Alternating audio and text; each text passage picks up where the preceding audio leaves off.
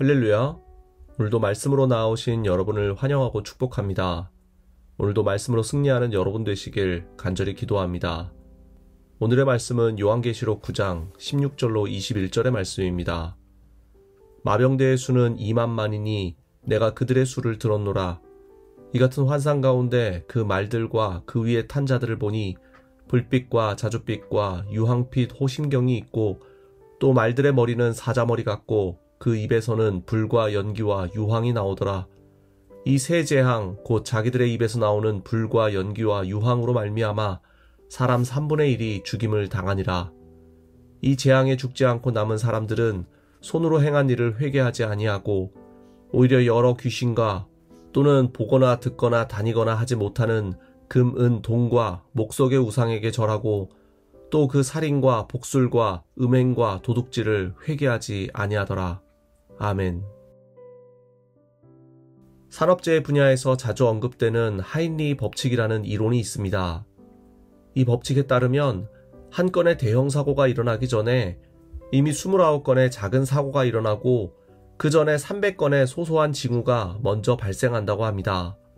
즉 대형 참사는 갑작스레 일어나는 것이 아니라 반복된 경고를 무시했기 때문에 일어난다는 것입니다.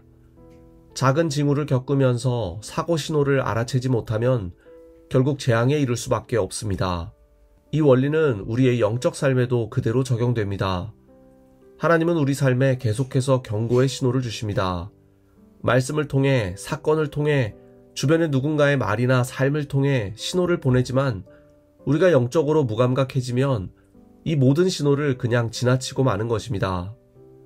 오늘 본문에도 하나님의 신호를 무시하는 모습이 등장합니다. 6번째 심판의 나팔을 불 때 사도 요한은 마병대의 환상을 봅니다. 마병대의 수는 2만만이니 내가 그들의 수를 들었노라. 이는 실제적인 숫자가 아니라 압도적인 군대를 상징하는 것입니다. 고대 로마를 공포에 떨게 했던 파르티아 기병대를 연상시키는 이 표현은 하나님께서 그 기병대를 통해 로마를 심판할 것을 예고하시는 말씀입니다.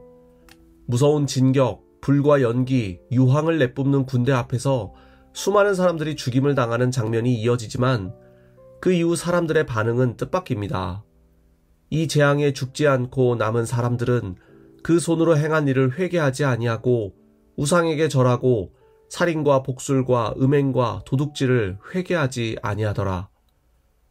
하나님의 분명한 경고가 반복되어도 사람들은 돌이키지 않습니다. 영적으로 둔감해져 있기 때문입니다. 하인리 법칙처럼 300번의 징후가 있어도 그것을 무시하고 지나친 결과가 바로 이 본문의 모습입니다. 오늘 우리에게도 마찬가지입니다. 하나님은 삶 속에서 끊임없이 신호를 보내십니다. 작은 말씀이 떠오를 때, 누군가의 충고가 마음을 찌를 때, 삶의 어려움이 우리를 멈추게 할 때, 그 속에서 우리는 하나님의 음성을 들어야 합니다. 영적으로 민감하게 반응할 줄 알아야 합니다. 하나님의 신호 앞에서 영적으로 둔감하여 전혀 알아채지 못한 채 살아가고 있지는 않습니까? 하인리 법칙처럼 큰 일을 막기 위해 미리 깨달아야 할 징후들을 하나님은 우리에게 끊임없이 신호를 보내고 있습니다. 사랑하는 여러분, 하나님의 사랑의 신호에 영적으로 민감하게 반응하십시오. 말씀을 통해, 기도를 통해 영적으로 깨어 있으므로 하나님이 나를 향해 하시는 음성을 놓치지 마십시오. 그리하여 오늘 하루도 주님 뜻 안에서 강건하고 평안하시길 주님의 이름으로 축원합니다. 기도하겠습니다. 주님, 하늘에서 울려 퍼지는 경고의 나팔을 듣게 하옵소서. 우리 마음이 굳어져 하나님의 신호를 놓치지 않게 하시고 작은 징후 속에서도 주님의 뜻을 깨닫고 순종하는 삶을 살게 하옵소서. 무더운 날씨 속에서도 건강 지켜주시고 주님의 은총 속에서 오늘도 평안하게 하옵소서. 예수님의 이름으로 기도드립니다. 아멘.